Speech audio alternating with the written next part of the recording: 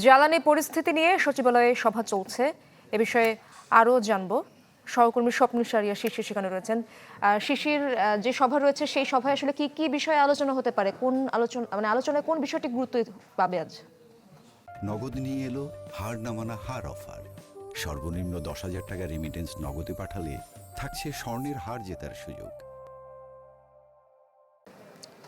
ইশরাত, মূলত সকাল 9:30টার দিকে এই বৈঠকটি শুরু হয় এবং 10টার দিকে এই বৈঠকটি শেষ হয়েছে। এবং প্রধানমন্ত্রী তারেক রহমানের সাথে জ্বালানি মন্ত্রী এবং জ্বালানি প্রতিমন্ত্রী তারা দুজন কিন্তু এই বৈঠকে এবং সংশ্লিষ্ট যারা কর্মকর্তারা রয়েছেন তারা এই বৈঠকে উপস্থিত ছিলেন।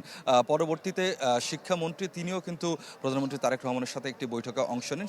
সেটি মূলত স্কুল ম্যানেজমেন্ট সিস্টেম, সেই বিষয়টি নিয়ে এই বৈঠকটি হয়। এবং শিক্ষামন্ত্রী যখন সেই বৈঠকটি শেষ করে এই ক্যাবিনেট ভবন থেকে তার নিজ দপ্তরের দিকে যান, সেই সময় তিনি গণমাধ্যমের সাথে কথা বলেন এবং শিক্ষামন্ত্রী বেশ কিছু তথ্য আমাদেরকে জানান।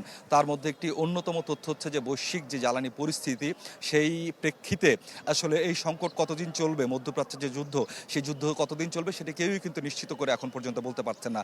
এ কারণে সরকার জ্বালানি সাশ্রয়ের কথা ভাবছে এবং শিক্ষামন্ত্রী আমাদেরকে যেটি জানিয়েছেন যে স্কুল অর্থাৎ বাংলা মিডিয়াম এবং ইংলিশ মিডিয়াম সব ধরনের স্কুলেই অনলাইন এবং অফলাইন এই দুই পদ্ধতির সমন্বয়ে ক্লাস কার্যক্রম চালানো যায় কিনা সেই বিষয়টি নিয়ে কিন্তু আলোচনা হচ্ছে। এবং বৃহস্পতিবার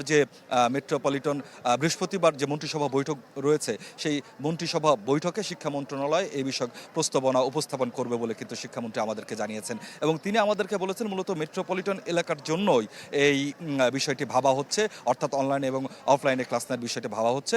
এখন পর্যন্ত বিশ্ববিদ্যালয় কেন্দ্রিক এরকম কোনো পরিকল্পনার কথা তিনি কিন্তু আমাদেরকে জানাননি। এবং শিক্ষামন্ত্রী বলেছেন যে শেষ পর্যন্ত কি হচ্ছে, অর্থাৎ অনলাইন অফলাইন মিলিতভাবেই এই দুটো সমন্বয় ক্লাস হচ্ছে কিনা, কিংবা সপ্তাহে কয়দিন অনলাইন ক্লাস হবে, কয়দিন অফলাইন ক্লাস হবে, সেই বিষয়টি আসলে সেই বৃহস্পতিবারে যে মন্ত্রিসভা বৈঠক আছে, সেই মন্ত্রিসভা বৈঠকে আলোচনার পরই এই বিষয়ক চূড়ান্ত সিদ্ধান্তটি কিন্তু জানা যাবে। একই সাথে শিক্ষামন্ত্রী আরেকটি তথ্য জানিয়েছেন, সেটি হচ্ছে যে ট্রাফিক ব্যবস্থাপনার ক্ষেত্রে স্কুলগুলোতে নতুন বাস সিস্টেম, অর্থাৎ ইলেকট্রিক, সোলার এবং ব্যাটারি চালিত বাস ব্যবস্থা প্রচলন বিষয়ে প্রধানমন্ত্রী নির্দেশনা দিয়েছেন। সেই নির্দেশনা অনুযায়ী তারা কাজ করবেন। ইশরাত, অনেক ধন্যবাদ আপনাকে শিশির।